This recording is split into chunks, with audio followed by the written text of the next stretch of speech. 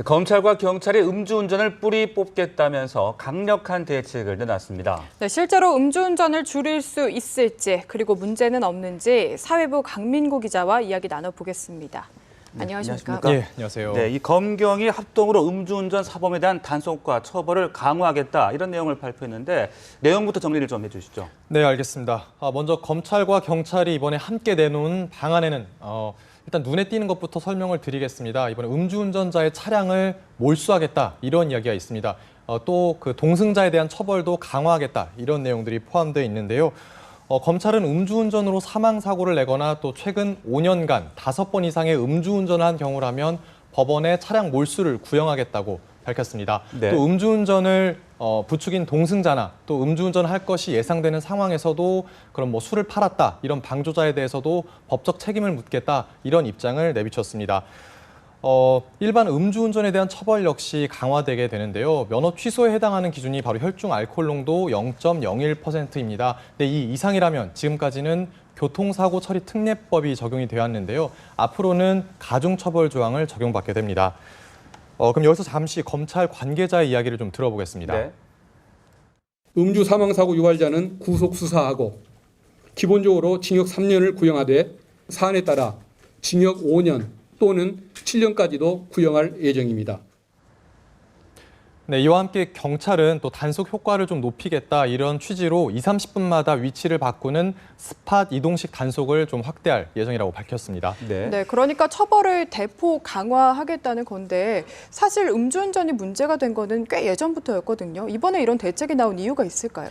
예, 뭐 아시다시피 그동안 술을 마신 다음에 이렇게 운전을 하게 되면 반응 속도가 느려져서 이제 큰 사고로 이어질 수 있다. 이런 연구 결과는 지속적으로 나왔던 게 사실입니다.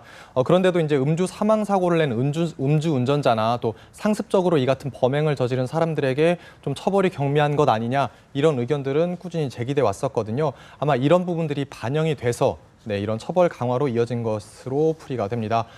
바로 어제 일이었었죠. 2000년 시드니 올림픽에서 펜싱 부분 금메달을 땄었던 우리 김영호 선수가 만취 상태로 운전을 하다가 적발된 사실이 좀 뒤늦게 알려졌습니다. 네.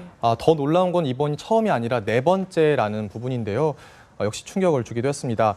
잠시 관련 통계를 좀 살펴볼게요. 최근 3년간 음주 운전자 현황을 좀 살펴보면 전체 숫자는 약간 줄어든 모습인데요. 3회 이상 적발된 사람은 오히려 늘어난 그런 모습입니다.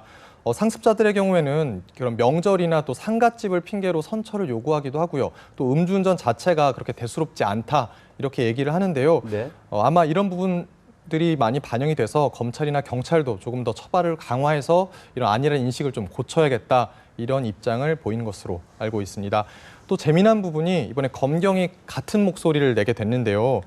이 두 사람, 김순환 검찰총장과 강신명 경찰총장 간의 친분이 좀 작용했다 이런 이야기가 있는데요. 두 사람이 사실 고등학교 선후배 사이거든요. 네. 그래서 그런 부분들이 좀 공유가 되고 또 음주운전 그런 문제 부분에 대한 인식을 같이 하게 되면서 이번 방안이 좀 적극적인 대책안이 나온 거 아니냐 이런 설명이었습니다. 네, 그런데 그 음주운전을 했을 경우 차량을 몰수한다 이 부분이 좀 눈에 띄는데요. 일부에서 좀 과하지 않느냐는 의견도 있을 것 같습니다. 설명 좀 해주시죠. 네, 앞서 말씀드렸다시피 차량을 몰수하는 대상자는 음주운전자 전부는 아닙니다. 네, 최근 5년간 5번 이상 음주운전을 한 경우, 다시 말해서 1년에 평균 한 번꼴로 적발이 됐거나 네. 아니면 음주운전으로 인한 사망사고를 냈다면은 그 대상이 되는데요. 사실 이번이 처음 시도는 아니었습니다. 2013년에 제주도에서 상습적으로 무면허 음주운전을 한 40대 차량을 실제로 몰수한 그런 사례도 있었거든요.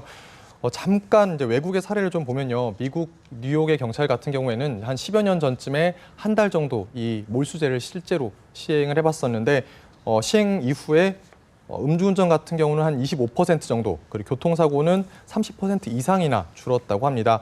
아무래도 이런 통계치, 이런 사례들을 검찰과 경찰도 좀 참고를 했을 것 같은데요. 그 내부에서도 이번 몰수제가 어느 정도는 좀 실효성이 있지 않을까 이런 기대를 하는 것 같습니다. 근데 이제 좀 문제가 되는 부분이 하나가 있는데요. 이 근거가 되는 법 조항에는 이 범죄에 사용되는 그 물건만 몰수를 할 수 있다. 이렇게 되어 있는데요.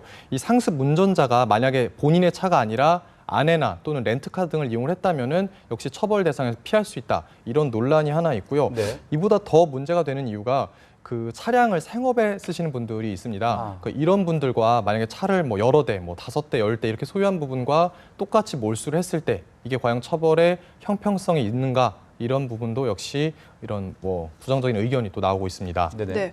그리고 또 이 동승자, 그러니까 방조자에 대한 처벌을 둘러싸고도 지금 이견들이 많은 것 같은데 방조에 대한 기준을 어떻게 세우고 있나요? 일단 검경이 처벌 대상으로 삼는 거는 음주운전을 할 것을 알면서도 술이나 또는 그 차량을 제공한 경우가 하나 있을 거고요. 또 하나는 음주운전을 권유한 경우 이렇게 나눠 볼 수 있는데요. 음주운전 방조죄 역시 이번이 처음이 아닙니다. 네, 계속 있었던 죄명이고요. 한 2002년부터 최근까지, 작년까지도 이 명목으로 처벌받은 사례가 실제로 있는데요. 제가 좀 조사를 해보니까 법정에 선 사람들은 100명이 채 되지 않았습니다. 조금 더 통계를 제가 명확하게 말씀을 드리면 연간 한 24만에서 25만 명의 음주운전자가 적발이 되는데 그 가운데 겨우 7, 8명 수준밖에 되지 않는다는 거거든요. 네. 다시 말해서 방조범에 대한 처벌은 사실상 없었다 이렇게 봐도 무방하다는 겁니다. 근데 여기서 역시 문제가 되는 거는 과연 누구를 또 얼마나 그 처벌 기준으로 삼아야 되냐 이런 부분이 문제가 될 텐데요. 예를 들어 차를 가지고 식당에 가서 식사를 한 다음에 그러면 술을 마셨는데 그걸 일일이 다 그 음식점의 주인이 술을 마셨는지 이 사람이 술을 마신 뒤에 차를 다시 타고 갈 건지를 확인을 해야 되냐. 그럼 네. 영업이 크게 그쵸, 지장이 어렵죠. 생기지 않겠냐. 예. 이런 지적이 나오는 건데요. 역시 이 부분도 좀 고민해 봐야 될 것 같고 또 하나는 이 방조 행위를 어떻게 다 찾아낼 것이냐. 이건 역시 문제인데요. 현재 뭐 블랙박스에 녹음된 내용을 들어본다.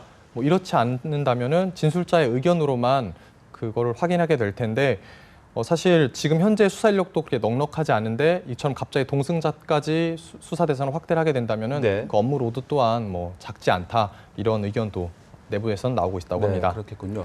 이 음주운전이라는 게 뭐 비단 우리나라만의 문제는 아닐 텐데 그 외국에서는 음주운전 단속 기준 처벌 어떻게 되어 있습니까? 네, 아시다시피 우리나라의 현재 음주운전 처벌 기준은 혈중 알코올 농도로 0.05%입니다. 다른 나라의 사례를 좀 보면은 보통 기준이 0.01에서 한 0.08% 정도로 우리나라는 그 중간 정도라고 볼 수가 있는데요. 잠시 선진국들의 경우를 좀 더 살펴볼게요. 먼저 김수남 검찰총장이 이번 음주운전 동승자를 처벌하겠다 하면서 사례로 든 나라가 바로 일본이었거든요. 네네. 근데 일본은 실제로 이 동승자는 물론이고요. 이 술을 판 업주까지도 뭐 징역 2년 이하의 처벌을 하고 있다고 확인이 됐습니다. 그리고 또 이제 술 소비가 많은 것으로 알려진 나라들이죠. 북유럽 국가들, 뭐 러시아를 비롯해서 뭐 스웨덴이나 노르웨이 같은 국가들이 있는데요. 이런 곳 같은 경우는 혈중 알코올 농도 기준이 0.02%로 다소 좀 낮은, 그러니까 엄격한 기준을 적용하고 있었습니다. 특히 노르웨이 같은 경우에는 2번 이상 음주운전으로 적발됐다면은 평생 면허를 다시 딸 수 없는 굉장히 엄격한 법을 적용하고 있었습니다. 네. 그리고 또 재미난 부분은 미국 같은 경우는 이 음주운전 처벌이 아니라 조금 더 이 단속이라던가 음주운전 자체를 줄이기 위한 노력을 이런 최신 기술을 적용을 하는데요. 뭐 이런 겁니다. 차량 안에다가 자가 음주 측정기를 넣어놔서요. 운전자가 시동을 걸기 전에 이 음주 호흡을 불어보고 이게 만약 기준을 넘는다면 시동 자체가 걸리지 않는 이런 기술까지도 적용하고 점차 확대하고 있다고 합니다. 네. 네.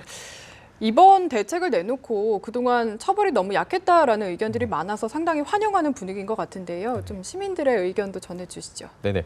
이제 이 얘기가 어제 처음 나오기 시작해서 저희 이제 인터넷에 있는 그런 관련 기사들에 대한 시민들 그리고 누리꾼들의 의견을 좀 찾아봤는데요. 일단 전반적으로는 이번 처벌 강화안 자체에 대해서는 뭐 적극적으로 이렇게 긍정하고 또 옳다, 잘했다 이런 네네. 반응이 많았습니다.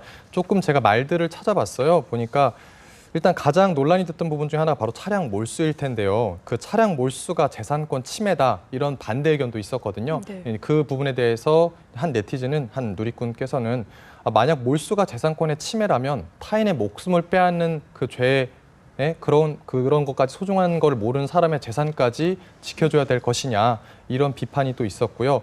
5년간 5번 이상 음주운전을 한 경우에 이 대상자가 된다고 했는데 네네. 오히려 이 바뀐 기준조차도 좀 관대한 거 아니냐. 더 강화해야 한다. 오히려 예. 이런 의견도 있었습니다. 또 한편에서는 그 방조자 이야기가 좀 있었는데요. 특히 이제 술을 판 업주들에 대해서도 처벌을 하는 거는 좀 탁상 행정 아니냐, 좀 과도한 거 아니냐 이런 비판이 오히려 많았는데요. 네. 재미난 글 하나 제가 말씀을 드리면 그러면 술집 주인이 손님이 나갈 때마다 이렇게 붙잡고 운전을 하실 건지 네. 아니면 대리운전을 부르실 건지 이걸 물어봐야 되냐 이런 의견도 있었고요.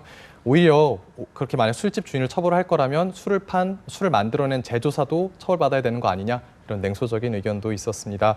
근데 아무쪼록 이번에 이런 합동해서 검찰과 경찰이 합동해서 이제 음주운전을 적극 강화하겠다 이런 방안을 네. 내놨는데 이 대응이 좀 실효성을 거둬서 음주운전 청정국이라는 그런 지위를 우리나라도 갖게 되기를 기대해 보겠습니다. 네, 이 처벌도 처벌이지만 생명과 안전을 위해서 음주운전 절대 하지 않아야 되겠습니다. 말씀 고맙습니다. 감사합니다. 네.